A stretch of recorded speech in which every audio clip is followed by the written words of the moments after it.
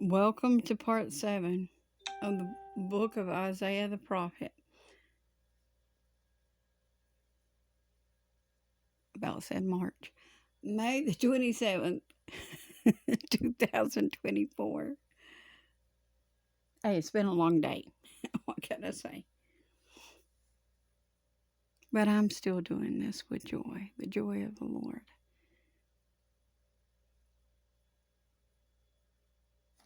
And I couldn't hardly wait to get home this evening to really get back into this. I was so excited.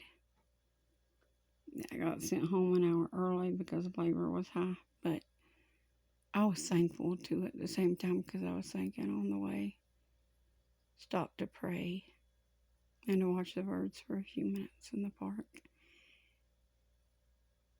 And then I went on, come on home, and I was thinking, Lord, I can't wait to get there and get into this.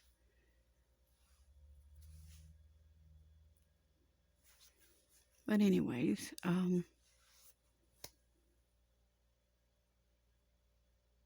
this is Isaiah chapter 2, verse 11. Pardon me. The lofty looks of man shall be humbled. And we just looked up lofty in that last part, which means high. So the high and mighty man is going to be humbled. And the haughtiness of men shall be bowed down. And the Lord alone shall be exalted in that day. Exactly, which is who should be exalted, not us.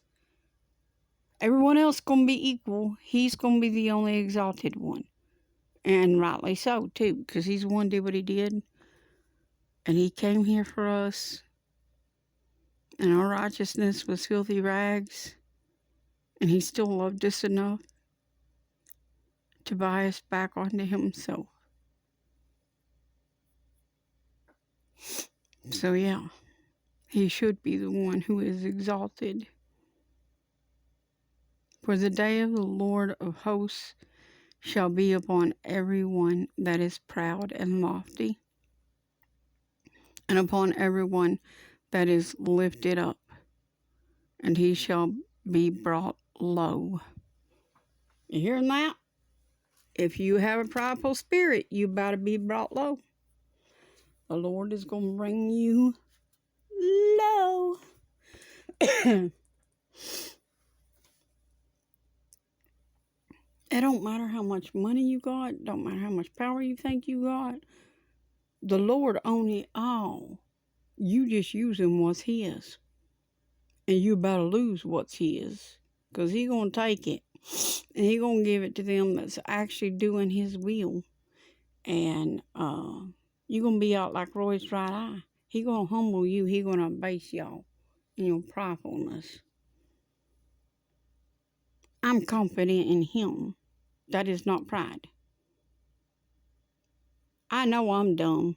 I know I'm crazy. I know I could do nothing without him. There ain't no pride in me about what I could do. I am grateful to get to be part of his plan. I am honored to be part of his plan. Because he took a little nothing, nobody, that nobody ever really cared about. The king, the creator,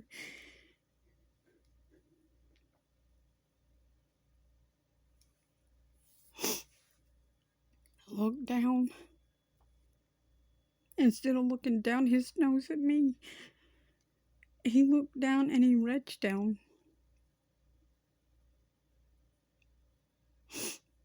And he said, "You're right for me."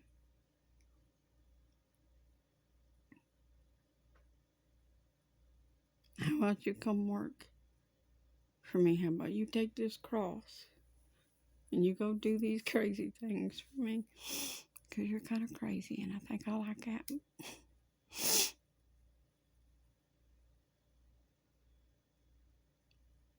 And then I got to know him more and more. And I said, you know what, Lord?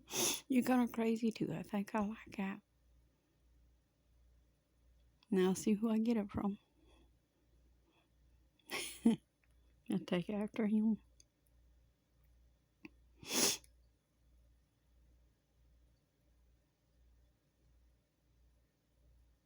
But nobody else ever cares for me. Except for Bo. The only people in my life that ever chose me to love me was the Lord and Bo. They chose to love me unconditionally.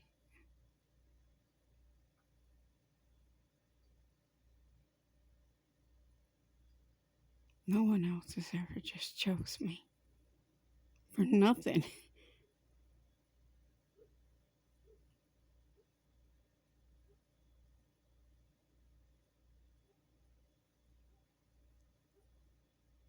But you know what? It's okay if you're like that.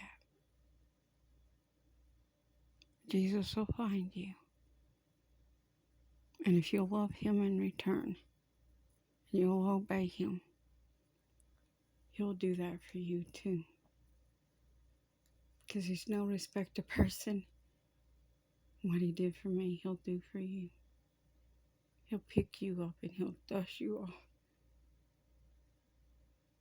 And even if nobody else in your life ever chose you for nothing,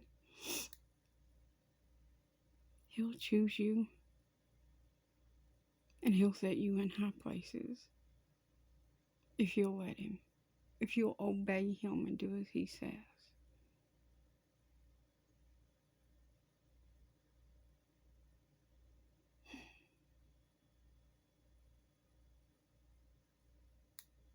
I just want to be at his feet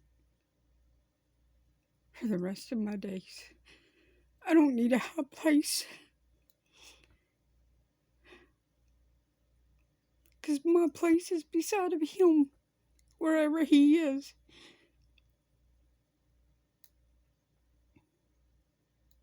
Because I choose him.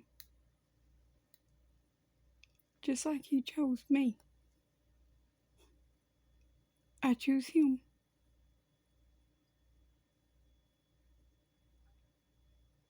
I don't need high places. I just need him.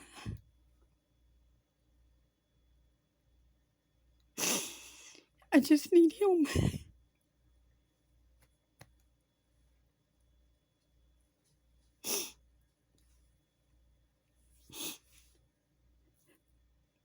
I am humbled that people ask me to pray for them. I keep going over that in my mind.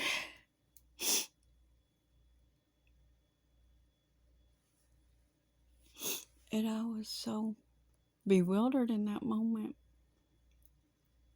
But all I could think is, yes, we have to do this right now. So I did. I took her by the hand. I prayed for her. Right there.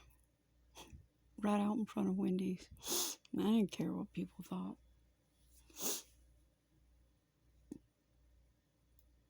This is Jesus' territory now. Stick that in your cob pipe and smoker, devil.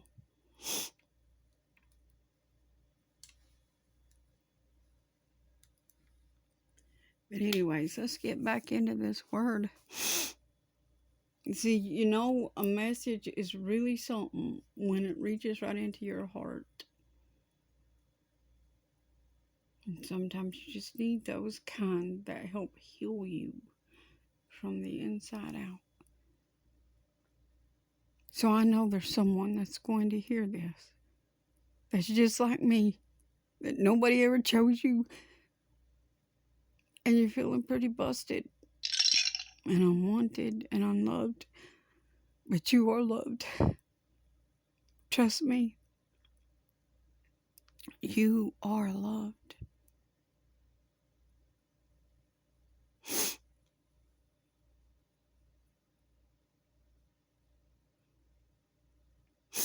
Verse 12.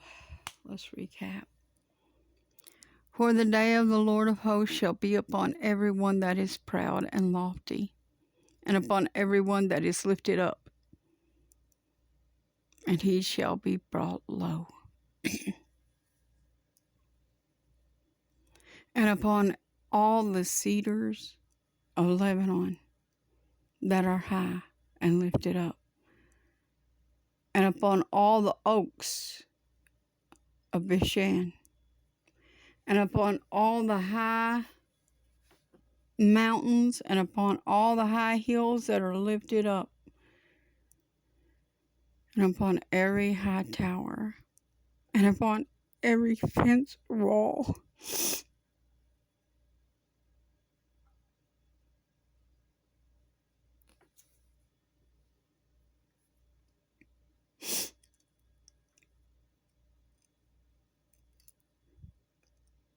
and upon all the ships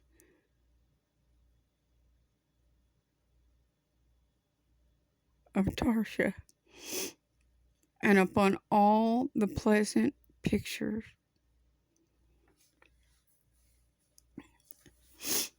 and the loftiness of man shall be bowed down, and the haughtiness of men shall be made low, and the Lord alone shall be exalted in that day. The Lord alone shall be exalted in that day.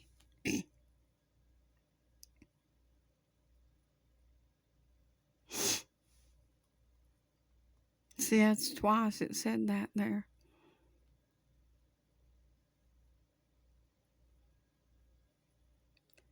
And the idols he shall utterly abolish. So that's what I've been trying to get y'all to do. Get rid of them things. They going. Because y'all gonna worship him, not them. Now, them things ain't gonna stay here. There ain't gonna be none of them left.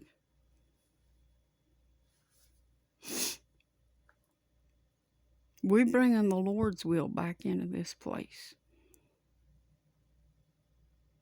Ain't nothing too dirty for Jesus to clean it up. He'll purify it his way. And they shall go into the rock holes.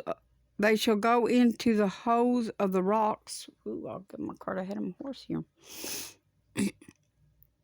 And they shall go into the holes of the rocks and into the caves of the earth for fear of the Lord and for the glory of his majesty. When he arises to shake terribly the earth, that is coming. We tell you, yes indeed. That is a coming. You can count on it. It ain't gonna be like the little eggs you setting that don't hatch. This is gonna happen. In that day a man shall cast his idols of silver and his idols of gold, which they made each one for himself to worship, to the moles and to the bats. Sheesh, just cast them out. I don't know what they expect the bats and the moles to do with it. Poor little things be like, what you doing? Throwing that ugly stuff at us for? To go into the clefts of the rocks and into the tops of the ragged rocks for fear of the Lord and for the glory of his majesty when he arises to shake terribly the earth. Cease ye from man, whose breath is in his nostril, for wherein is he to be accounted of? That's a question. I'll see you in the next part. But I'm out of time for tonight. I got to get some rest. But tomorrow, by the grace of the Lord, Lord's will, in the morning, we'll pick up at chapter 3. See you there.